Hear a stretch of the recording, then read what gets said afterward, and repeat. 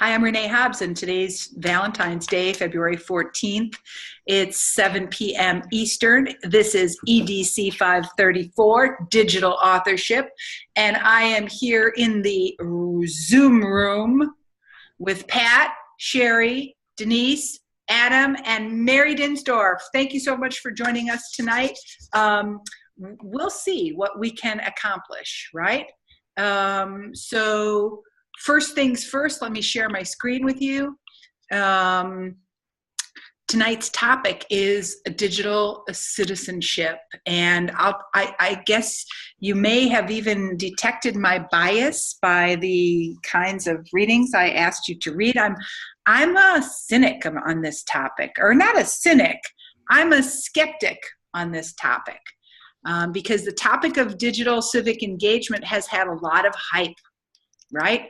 That hype started in 2011 with the Arab Spring, right? When we all imagined that with social media and Twitter, democracies could be restored, dictators could be overthrown, and that democracy would, thrive with this new democratic medium. And like, right? But we really thought that back in the day.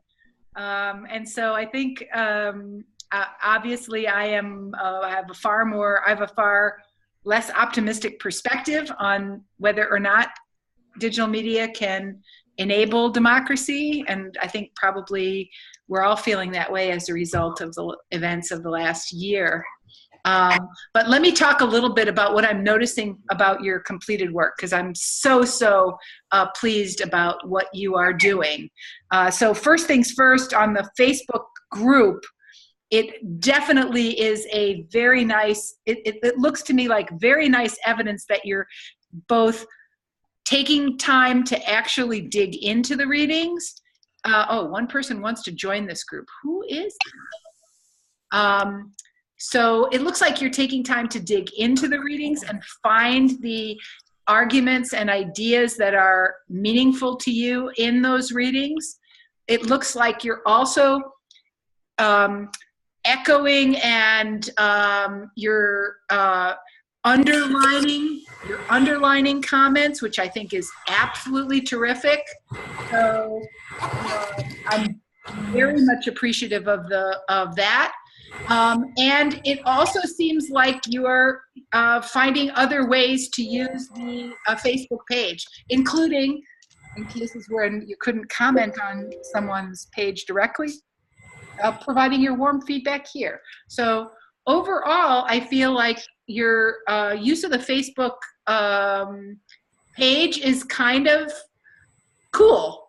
I'm kind of happy with it, and I am feeling the experience of being able to dip in and out of it at little times all through the week. And so I feel like it feels like I'm thinking about you guys more than in previous years when I've taught online. I don't know how you're experiencing it. How are you experiencing the Facebook experience this past week?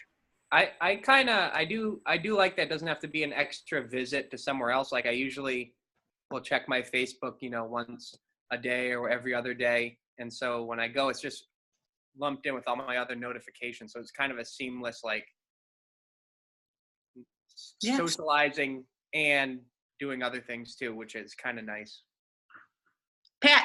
I have to be careful that I keep the notifications active till I can actually have time to think about them and read them, or then I'm going back and searching through to find what I wanted to do.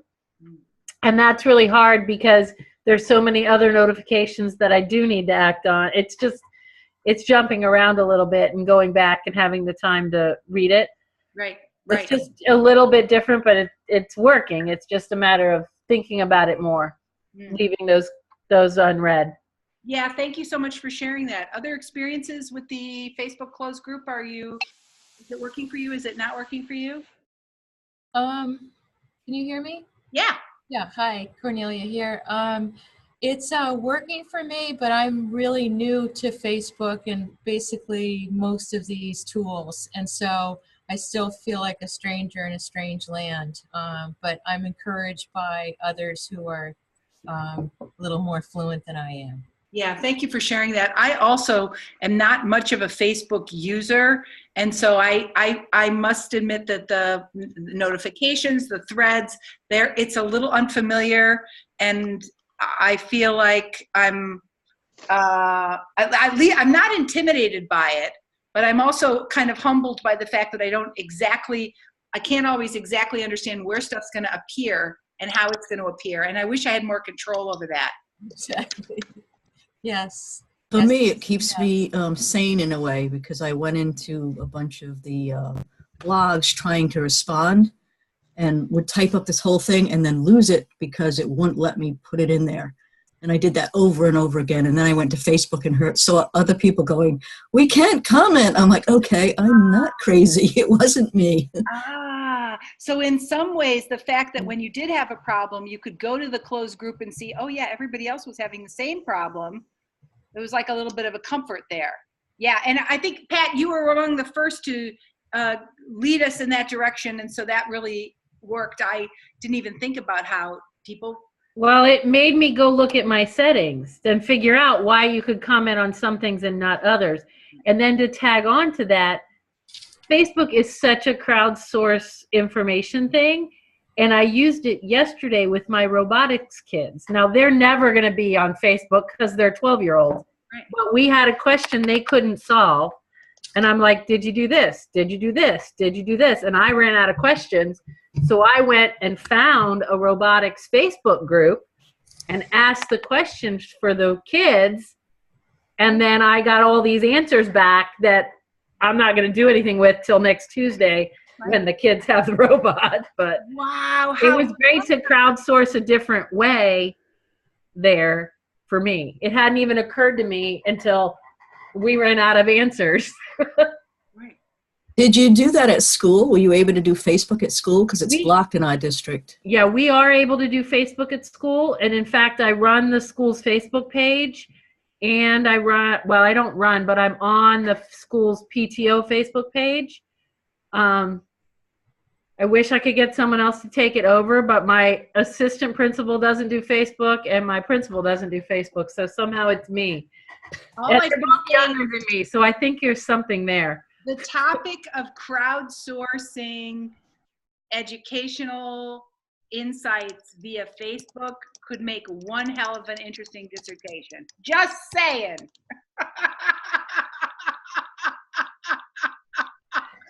I'm not ready for a dissertation, so if somebody else wants to pick it up. I would definitely get you a very well-paid job somewhere, because that's a topic, right? I mean, and I've never seen anything on that. I'm absolutely intrigued. That story is the first story I've ever heard of anybody doing that. And so now it makes me curious, like, can you do that with a lot of other topics or some other topics? Or wow. I don't know whether you can do it with other topics, but it worked yesterday. It worked yesterday. That's so cool. So glad to hear it. Okay, so then the other thing I want to talk about is, wow, didn't you guys do a great job with the search strategies project? Oh my goodness, if you guys haven't looked at this recently, it's quite a nice little array of content now. So I want to invite you to go, like, just like scroll down and look at this cool stuff. But then of course, I also want to find out about how you did it and what you liked about doing it or what you didn't like about doing it. Because there's a really interesting collection of resources here, and some stuff I represent search strategies that I never would have used before. Like, for instance, I am not an Instagram user. So when Alita mentioned how she found, when she searched on digital civic engagement, she found this project called Dig Citizen Month, right? I was like, oh my goodness, these are grassrootsy kind of things that, who knew they even existed? So why don't you guys tell us a little bit about some of the cool stuff you found and some of the search strategies that you used? Who wants to go first? I can. I really liked thinking outside of the box. And so, with Google being the go-to, it was nice to think about other resources and other ways to look for information. And I didn't stop at 2. I went to a 3rd, and I found the most interesting of all of the resources on the 3rd. So I was happy that I kept going. Cool. So you deliberately didn't use Google as Right. kind of as an exploration to see what you would find. Right. Cool. Thanks for sharing, Mary. Who's got another story to tell? So I should go next because I deliberately used Google. Okay. And the reason I did that is because I got inspired to look for my results, like playing with my search terms, and going in and out of Google Scholar, and it was really interesting the different results I got just within Google, and it gave me a new way of considering searching without, these are all fabulous, of course, but I just for some reason went off on this tangent. Cool. So in some ways, the idea of exploring for you took you into looking at how keywords, manipulating keywords. And I also think it's fascinating, the difference between Google and Scholar Google. Really interesting nuances there. Thanks for sharing. Who's got another story to tell about your search journey on digital civic engagement land? I've been using Tumblr for a long time now, and I never really, I don't go on it too much, but when I do, I like its presentation. It got me thinking like how kind of like chains of interest, I guess, for lack of a better term. So like you present like kind of like a Facebook newsfeed, except Tumblr is more public. Like you can follow different entities like Twitter. You can follow big national things like news organizations or magazines. You can follow artists. You can follow whoever else you want to see. And I was kind of like thinking of the idea of like scrolling through, and how when something piqued my interest, if I clicked on it, how that opened up a whole other realm of secondary searching within that sort of sphere. So like I noticed that I looked and something from NPR had caught my eye. It was like a Fresh Air. The program has their own Tumblr page, and it was a story they had posted. So I clicked it just to read about it, and even just like scanned a few lines, get the main idea of what's it about. But then I found that I was then searching the NPR page, and that like, narrowed it down to a secondary sort of, okay, so I'm geared towards news. What's jumping out at me headline wise, or what's jumping out at me opinion wise, or jumping out at me on that site. So I guess I kind of approached it more from like the process of searching, because something like Google or something like even going to a website is a very specific process. Like you go there with intent, or you want to search something, you want to look up how to unclog my sink drain or something. Whereas this way is kind of more of like a stream of consciousness. You go without the expectation of searching for something, and then leads you to what you kind of want to see. That is a really beautiful description of an awesome search strategy, Adam. And as you're talking, it makes me realize that one of the things that we still, even though we've had these tools now for a long time, we still don't have good vocabulary for these different approaches to search, right? We don't have generic term labels for these practices. And I feel like in some ways, one of the things I observed is whenever I do a search in a classroom, my students are riveted by the process I use, because I search differently than they do, right? As an old lady and as an experienced researcher. And they will often go, well, like, where did you, slow down, or, they'll want me to. And I realize I don't model the practice of searching as much as I should. With a lesson I did today, I thought of that. I had a lesson on the Chromebooks. I had my students, they had to look up, we're learning about rock formations and rock patterns. So they had to look up each group could choose one famous rock formation in the world. And they had to search it and then get some information about it. And this morning I was thinking before I actually started, I was like, these kids are all just going to type it in Google. And then I'm going to say, okay, well, look at the top few. That's probably your best options. You can look at Wikipedia. I'll give you a ton of information. But I was like, I should be explaining to them that Google can be like super specific. You can ask, I said, why not type in the question you want to know? How did Devil's Tower form? Type that in, like, so I did like a little tutorial where I showed them, like, you just type in that question. Google will find you the answer. Then you can evaluate, okay, where's that answer coming from? Do you trust that answer? Right. Nice. So, kind of like thinking of the tool of searching too. How specific do you want it to kind of take it the other way? Are you doing like a broad thing for fun? Are you not looking for anything and seeing what interests you? Are you looking for something super specific? How can you word it to get the answer you need?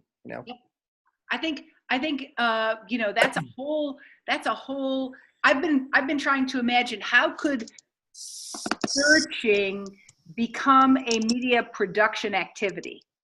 Like, could kids be asked to make a screencast of like how they found something? Oh, that was step 2 of our project. We did, in my fall class, we did something like that. It was called a Think Aloud. Tell us about it, Sherry. When you were teaching the kids how to do something, you said out loud what you were thinking as you went through the steps, so they understood your thinking. So now I'm opening this because I want to do this, and now I'm looking at this one and I'm reading this little blurb because I want to do this. So they understood your think process as you were doing the search. So it was a really neat experience to try to think through everything I was thinking and then verbalize that to them so that they could see that thought process when you were evaluating a website. It was a really cool experience. I am so happy to know, this is so great, I'm so happy to know that that's in the toolkit for the digital literacy graduates. It's like, oh, I'm happy. And I feel like the resources that you shared to the Padlet wall also gave me a little bit of questions about the issue of digital civic engagement around the idealist realist spectrum, right? Some of the resources that you shared on the Padlet wall were super rooted in issues of social justice and in like civics and real structured approaches to learning. And some of them were more like ordinary in the sense of doable, right? And so I've been thinking a lot about how the concept of digital civic engagement is got a dialectic that's idealistic and realistic, right? And maybe that's something I want to think a little bit more about as we move through the semester. All right, so let me talk a little bit about this activity that I want to do next, which is Meg Jones left us an amazing product. Give me a thumbs up. Hold on, I have to check this. Give me a thumbs up if you got a chance to look at this thing before class tonight. Not everybody. Okay. I did. Sherry did. You can't see me, so I said. Okay. Oh yeah, good point. So you have to use a verbal. Okay, so not everybody did. So we'll watch it again. But here's what I want to do with it. I've been thinking a lot about how Meg Jones's TweetDeck screencast might allow us to explore this question. What elements are used in this particular how-to video to promote engagement and learning?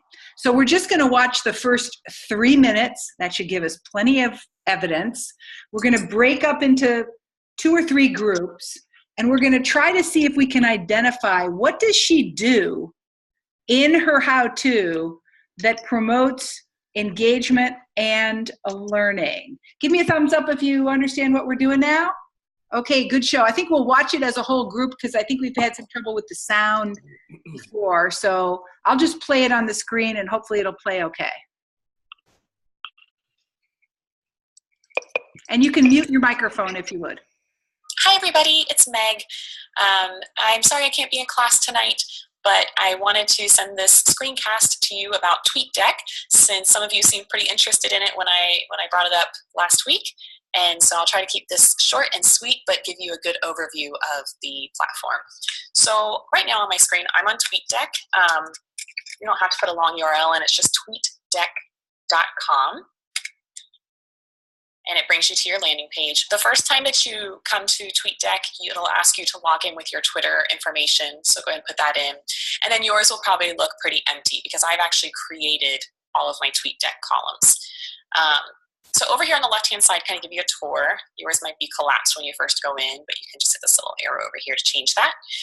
On the left-hand side, you have the option to send a tweet. When you tweet from TweetDeck, you can tweet from multiple accounts. Like I have 2 accounts linked. One is my personal / professional, and the other is actually my Citrus County where I work, for the district I work in. It's my coaching account. So I have both of those there, and I can choose one or the other. And then you can send a tweet. You have the same character limitations. You can add images or videos, schedule it out, send direct messages. Unfortunately, you can't pull the GIFs like you can in Twitter. That's the only thing they haven't pulled over to TweetDeck. So every once in a while, like especially if I'm in a Twitter chat or something and I want to use a GIF to communicate what I'm trying to say, I'll actually have Twitter open in a separate tab, and I'll just pop over to Twitter real quick, send a tweet out from there with that GIF attached, and then come back over to TweetDeck and I do most of my tweeting from here. So that is tweeting from this platform. And then all of these little things here, these are all columns that I've created. So like the first one is my notifications column. I like having this here just so I can see like who's talking about me, who's sharing my content, make sure I'm part of that conversation. I can retweet or quote tweet from here. I can reply directly. So basically anything that you can do with a tweet on Twitter, you can do straight from TweetDeck. My next column is my home column, and this is simply my main Twitter feed that I would see if I were logged in on twitter.com. It's just everything. It's the great big stream of information. And then you'll see this user account is at Citrus Schools. This is the district I work for. I don't run this account, but I like to have it up because I'm a coach for the whole district in technology. So I like to see what's happening in classrooms, kind of keep touch with what's going on across the entire district. I can't get everywhere at all the time, so that helps. And then after that, you'll see I have all these hashtags down here. These are just different hashtags that I have put in. See, there's EDC 534 that I've put in that I want to keep tabs on. And these change. I delete these columns. I add to them. I move them around depending on what I'm focused on at the moment. When you create these, so let's say I want to add a column. This is your home. This is if you're wanting to watch a specific user. This is notifications.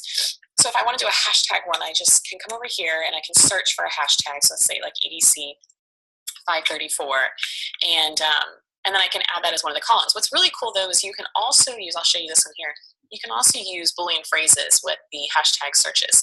So in our district, because we've had a transition in people in different roles, we have 2 hashtags that go along with our technology department, CCSB Innovates and CC Tech Tips.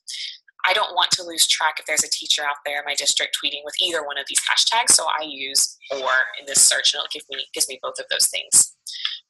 Over here, I have like my Google column. So I have, it used to be Google Apps for Education, then they changed their name to G Suite. Okay, that's probably quite good enough, right? So our focus question is what elements is Meg Jones using to engage us as learners? I'm going to break you up into groups of 3, and you're going to just see if you can identify what elements she is using as she created this screencast. We're only going to do this for like 3 minutes or maybe 4 minutes, and then we'll come back and do a large group share. Thumbs up if you got what we're doing. Okay, here comes the breakout rooms. Okay, there they are. Let's talk about it.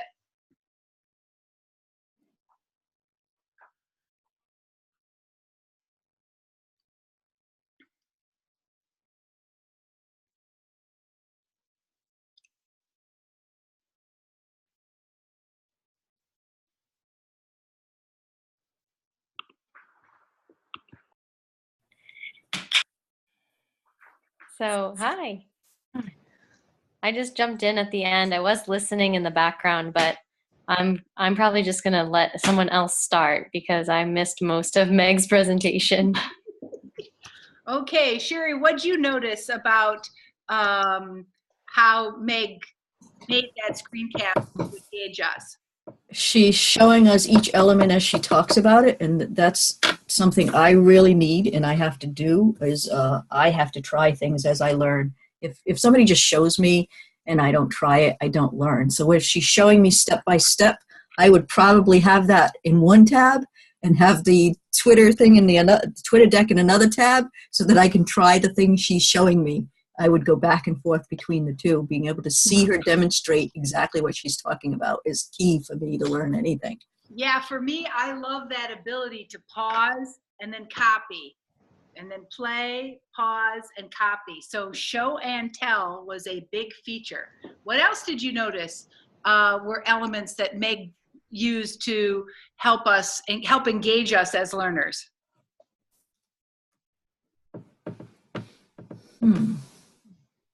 One thing that I noticed right at the end was that she was making a lot of personal connections. She was giving a lot of examples of how she used each tool, and I think that's really helpful because I can see myself in her situation, or like maybe her situation is more like a metaphor for how I would use that tool too. Oh, I love that observation. I found myself thinking about how much she revealed about her work and her school, and that I got incidental information about that, right? She was demonstrating TweetDeck, but I was actually learning about her job, her school, the hashtags. So I got a lot of context.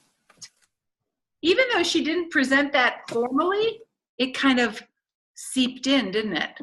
I was jotting down different hashtags that she was following so that I could now follow them because they looked interesting. I'm like, ooh, I like that one. Ooh, I like that one. Yeah, good point. So there was this incidental information that was coming through.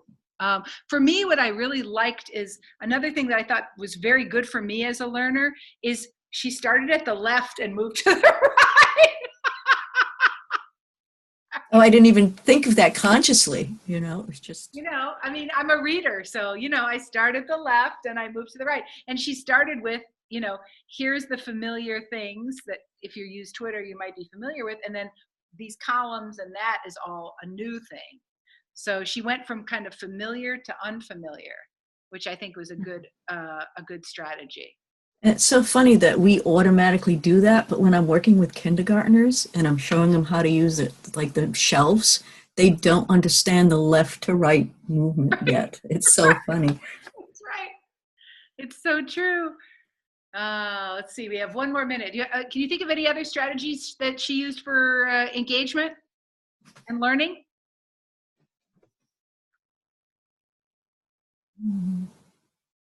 One thing I think is interesting is she chose to put her little face in the corner. Did you notice that?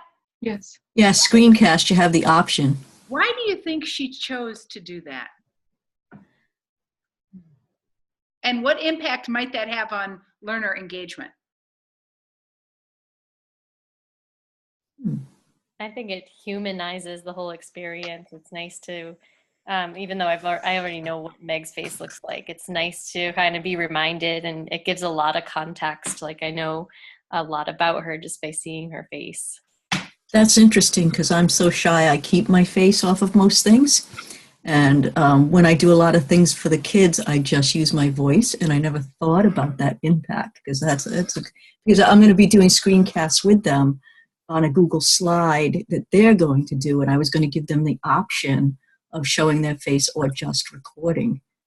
But that's an interesting perspective because there's some kids that are so shy they don't want their face there. And you have such an expressive, great voice. You have a voice for radio, Sherry. So your strategy works because your voice is so expressive. And Meg was using a direct address. She was looking right at us. She felt obviously very comfortable addressing us. She didn't look nervous or anything. So it did make me feel more like intimate with her, right? It's interesting because I work with the kids on having voice in their reading, because sometimes they just read so monotonous, you know? So when we're doing presentations, we talk about voice. So I'm wondering how it affects when they're looking at their little picture as opposed to just working on their voice too. Good point. And it could interfere, couldn't it? For some kids. It could create a barrier. In using Flipgrid, you don't have the option. You have your picture there. And the kids are so funny when they first start recording on Flipgrid and their faces there, the faces they make it themselves. Yep. It's just so funny. Good point. Meg did not seem self-conscious at all, but it's beginners usually are, right? And so that's right. You spend hours of time like looking at, how does that look? Is it okay? All right, let's go back to the main session. We'll see what the other groups came up. I'm like, oh, I don't know what to do. Oh, here we are. All right, you're back. Okay, we're almost all back. All right, so we are almost all back. So let's just do a little brief. First of all, Meg, on behalf of all of us, we're like, wow. I mean, talk about walking the walk and talking the talk, right? You created a screencast for us based on a little throwaway comment last week. We all got to learn. You're embodying the principles of digital authorship. It's like, wow. And I want to suggest to you that this was a form of civic engagement, right? She created a piece of media in response to a community need, okay? That's a political act, right? She didn't have to do that. She did that because she feels part of this community. She feels responsible for being, our metaphor, everyone learns from everyone. Wow, Meg, absolutely brilliant. But now the class is going to tell you what engagement strategies they noticed you using. Who wants to go first? Oh, I will. Go. We loved we loved the whole screencast. So start with that. But specifically, we really thought the fact that Meg was talking to us right there in the lower right-hand corner just added to how personable the whole experience was, and the way she shared her thought process with us. And she made it very accessible by just saying, basically, it was the opposite of being rigid. And you can keep this, yours will look differently. So there was a certain intimacy in where we felt like she was just talking to us. Each person seemed to have that experience. And that's really something. Wow, well put. Who's got another element or set of elements that you noticed in Meg's screencast? Well, she showed whatever it was she was saying. She went slowly enough that the visuals kept up with the audio, and she used the cursor to point to things. Yeah. And observation. And you had a good view of the platform the whole time. Nice, good. What else?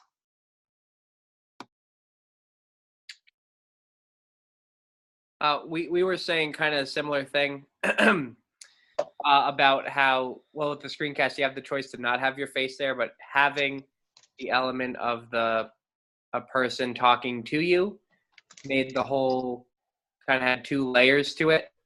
So you were very engaged with the person speaking in addition to watching, rather than just watching a screen and listening, which is a little bit less engaging, I think. Nice. So wonderful. So in summary, Meg, we were thrilled to be able to watch this. Really inspiring to see your creativity in the creation of this thing, and let's recognize it as a form of digital civic engagement. Now, the last thing that I want to do before I introduce the homework activity is we have to have a great conversation about Leap 2, because I'm about to hand you back your grades for Leap 1. Those are done, and I'm ready to send them. You'll get an email from me. It'll say Leap 1 evaluation.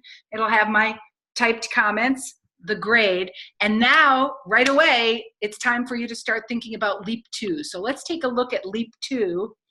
You can ask all the questions that you can even imagine somebody might ask, because remember, we're not a whole group here. Somebody's watching this video recorded and they wished you would have asked this question. So as I introduce it, you think about questions that people might have.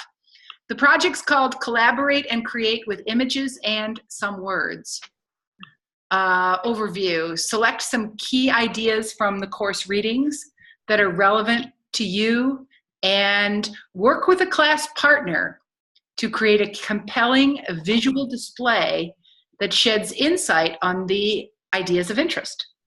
You may choose to inform, persuade, and/or entertain using any format, genre, or style appropriate for your intended target audience of college-educated adults with an interest in digital literacy. You and your partner will need to make some important decisions as you collaborate and create. So those decisions fall into 4 categories, which we learned about in the Summer Institute: content, format, process, and distribution. So here are some of the important decisions you and your partner are going to have to make. Content. What ideas from the course readings are important enough to express and communicate to a larger audience? You and your partner will synthesize some of the most interesting ideas and express them using images in combination with some language. Second, format. What genre, tone, and style do you want to use in expressing these ideas? You must use images and some language in written and/or spoken form for this project. You choose which digital tools to use in creating your project. Perhaps you will choose to create an ebook, a poster, an image slideshow, a screencast, an infographic, a remix, an animation, a video, or another form of your choice. You must produce an artifact that can be distributed digitally, and if you choose to use moving image media, it cannot exceed 5 minutes in length. Okay? So, process.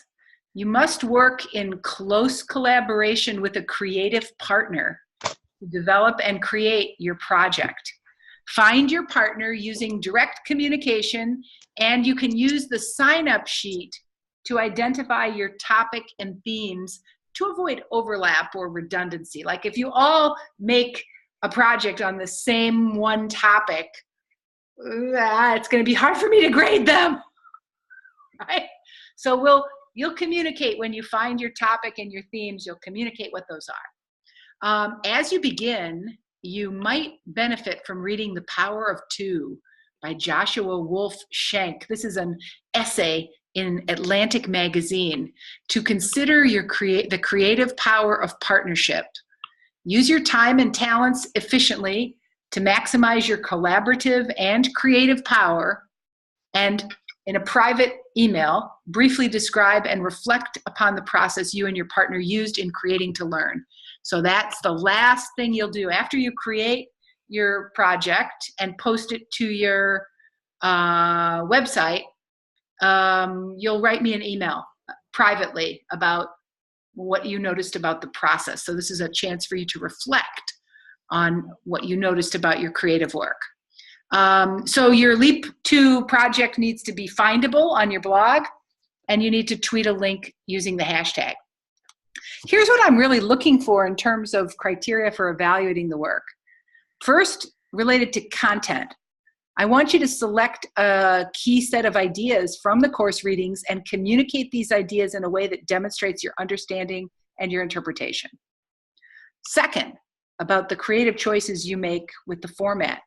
You've used images and some language with awareness and sensitivity to their unique expressive features, making strategic choices regarding purpose, tone, genre, and format. You've used digital tools which are appropriate to your goals, and your work is shared to the public on a platform of your choice. And then finally, you've documented your collaborative process in a private email where you briefly describe and reflect upon the process that you and your partner used in creating to learn. This project is due Wednesday, February 28th. What questions do you have about it? Who wants to go first? I have a question, and it's I know what key set of ideas means, but my head is exploding with all I've learned in the short time we've been in class. So I guess you're looking for a cohesive communication of ideas, however we define that, right? Yeah. I'm glad that you're asking this question. That's a really smart question to ask, because to consider that, you have to think about your target audience, right? They're college educated adults who are interested in digital literacy, but they didn't read what you read. They didn't learn what you learned. And you only have images and some language. So probably being more specific rather than too broad would be good, right? More narrow will let you go deeper than saying something broader, right? Perhaps. But that's a good question. That is the creative challenge, I think. So thanks for asking it. And so, of course, you get to define what those creative ideas are, right? Who's got another question? Jamie, I saw your hand was raised. So I just want to clarify, is it something you're interested in all the readings we've done in the whole semester, or is it more about this week's readings? Oh, no. It's everything up until now. Okay. Including the stuff we're going to read next week and the week after that. So you can use any subset. Okay. Right? From anything this semester. Right. Question. When you say key idea, this is, do you want, let's just take, for example, like, I don't know, the recent chapter we read on podcasting, right? Now, do you want the leap to be like synthesizing that information and presenting what we learned, I guess what we learned, or are we showing that we've learned that? I guess I'm not wording this too well, but like, should we be doing a presentation of that idea? Like, this is why podcasting is important, or are we using a podcast of a topic of our choosing that's showing that depth of knowledge? Do you know what I mean? Whoa. And the answer is yes and yes. Either or. And that's actually that's the creative decision that you and your partner are going to make together. Right? Okay. Right? That's the creative decision that you're going to make together. One criteria to use in making that decision is, so all along this semester, we've been talking about,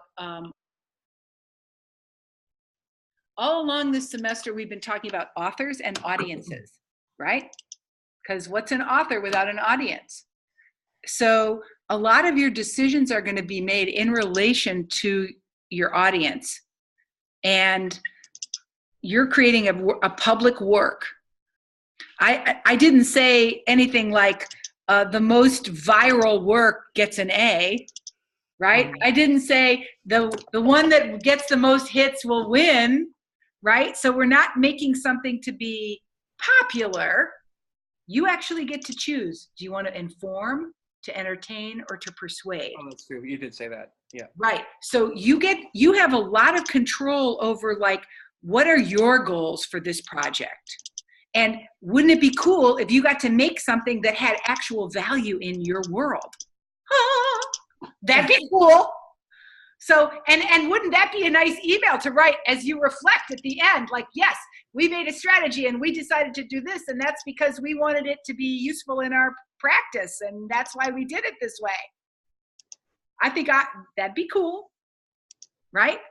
So, but realize that you're in control of those creative decisions, and the strategy, as long as you have a strategy and can write about it, that's good. That was a good question, Adam, and I bet there's other questions. What are the other questions?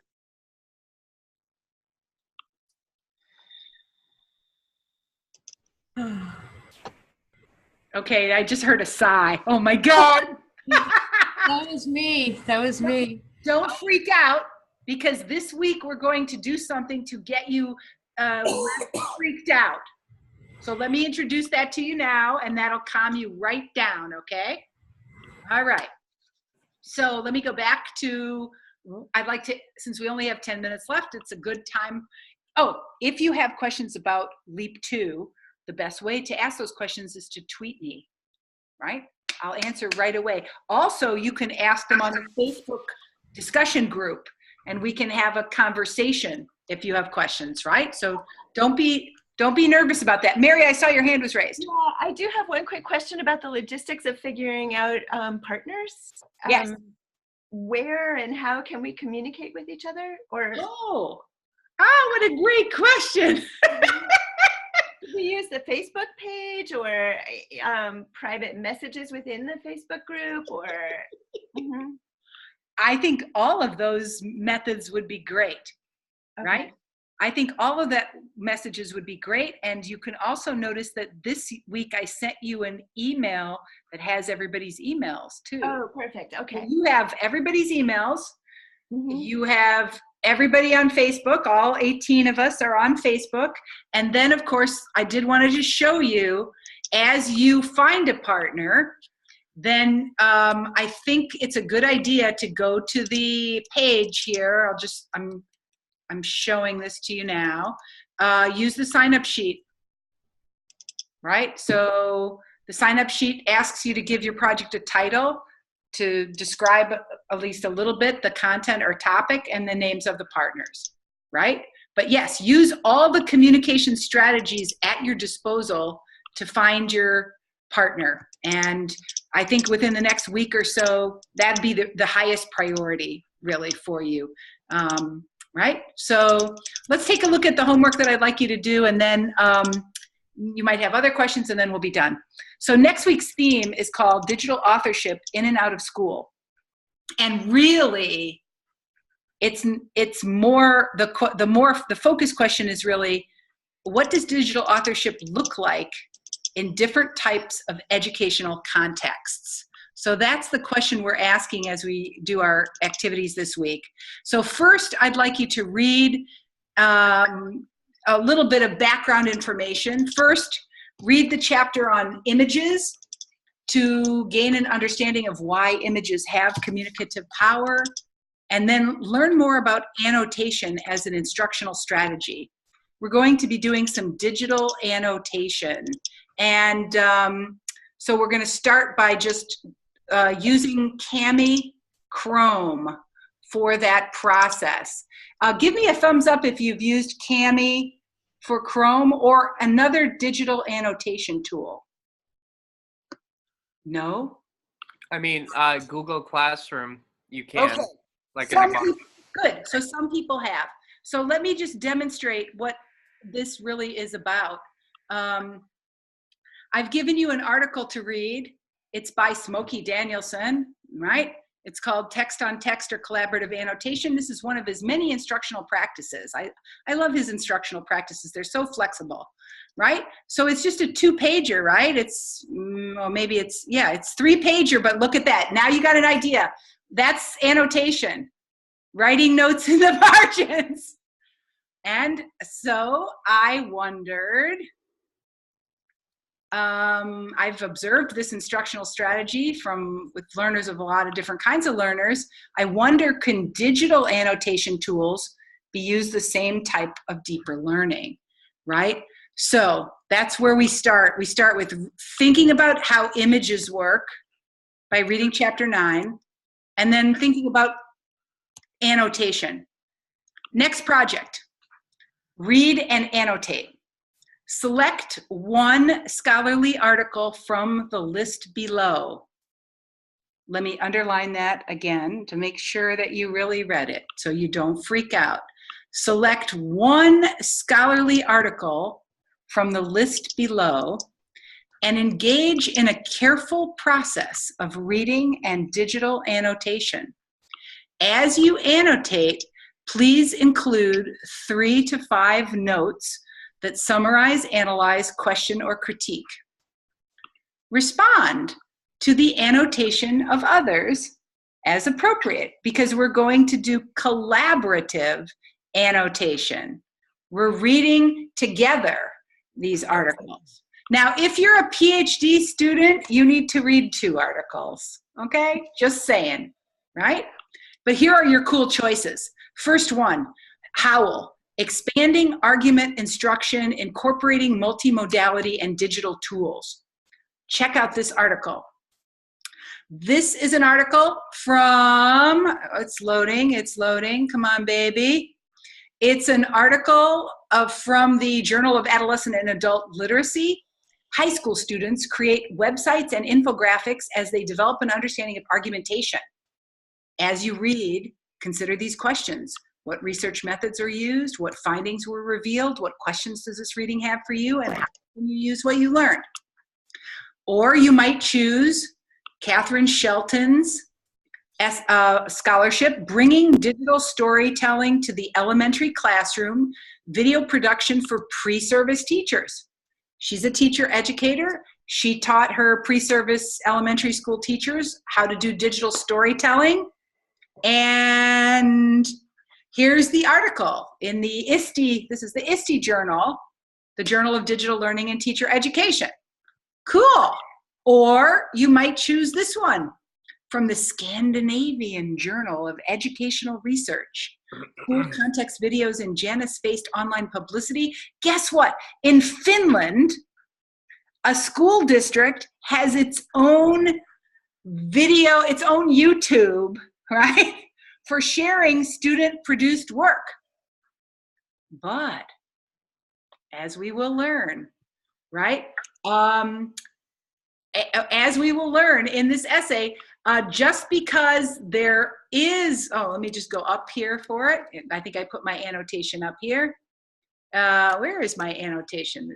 Oh yeah, there we go. It's not quite showing, maybe it's not quite showing up. Students in Finland can share their work on like a YouTube interface. Guess what? Only the little kids do that. As they turn into high school students, they stop wanting to share. Why do kids stop wanting to share, and should we worry about that or not? Wow.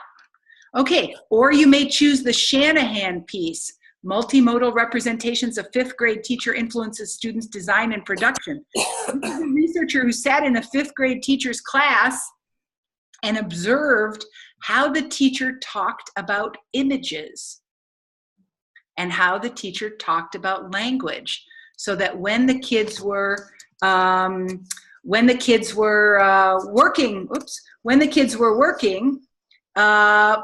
how did the teacher communicate her own attitudes about what images can do and what words can do? Fascinating. Or the famous, now this is almost like a canonic literature in digital literacy. This is an important piece. This is a literature review.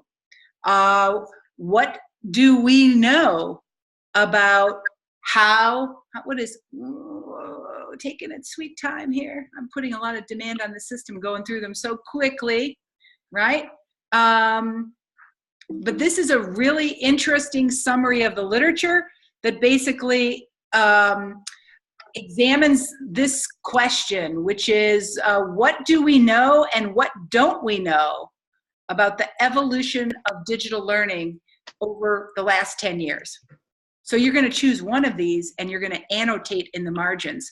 I think I probably illustrated briefly how you do that, but the tool is super simple to use, right? So here I am at the article, and over here I can use the highlighting tool to underline, right, like that. I can use the comment video to leave a video. I can use the comment tool to write a comment. I can make a audio comment. I can draw on the text and more. So have fun with it. I think it's kind of important to remember, respond to the annotations of others as appropriate. So we're engaging in some collaborative reading and annotation. And then finally, the funnest project, one that should really get your juices flowing for leap 2. Create or find 1 or 2 images that relate to our focus question for this week. What does digital authorship look like in different types of educational contexts? Then use our private sharing space on Cluster to post your images. Be sure to comment on the images you have shared. Offer at least 1 comment to work shared by another student. Take a look at the work of other students before sharing so we avoid duplication or redundancy. Cluster is a private photo sharing tool. I think it's really probably designed for parents who want to share photos but not on the open Facebook, right? So I uploaded my 2 photos. I'm done. My first photo, what does digital authorship look like in different types of educational contexts? I started thinking about it, what it might look like on the beach. And in the feed, you can see I wrote a little comment here. We're trying to use images to address this question in this collection of images by students in our class. And then I also, you can see how you can view it from the feed or the gallery. I also posted this one, which is a photo from my cell phone, right? It's a photo from my cell phone. And I think we can see the annotation. Let's see, where is the annotation? Oh, there it is. I took this photo at the Facebook News Literacy event, which features a graphic artist drawing pictures during the conference. If this had been a career option when I was growing up, I would have pursued it. All right, so thinking about how images communicate, we're going to spend 3 weeks on that, right? This week, next week, and then the 28th, your leap 2 is due, right? So I think you're going to have a lot of fun thinking about what images do well and how you can use them with a little bit of words to do amazing creative work. All right, so time is up. We're done. If you have any questions, tweet me. We'll wave goodbye to all the folks who weren't able to be here tonight. I'm so grateful you guys were able to be here because it makes it a lot more fun. Can I ask a question about that last assignment? Yeah. When you open the articles, will you automatically have that Cami thing available, or is that something I'm going to have to find? You're going to have to test that and see what happens, because I think Okay. when you click on that article, it's going to say, use your Google account to log in, and then it's going to let you write in. But so I didn't have to do that because I was already logged in. But when you click on I just did it. I did it right before we signed on, and it just makes you log in with Google, and it opens up that way. And you have that Cami thing available? Yeah, it's automatically available when you log in. Okay, cool. Thank you. Yeah, it's on your Chrome. If you're using another browser, it might display differently, but if you're using Chrome, it just is a seamless interface. Great question. Glad you asked it. Any other questions? All right, see you guys next week. Happy Valentine's Day. Oh, we all go like this. Oh, yeah. Oh, yeah. I know.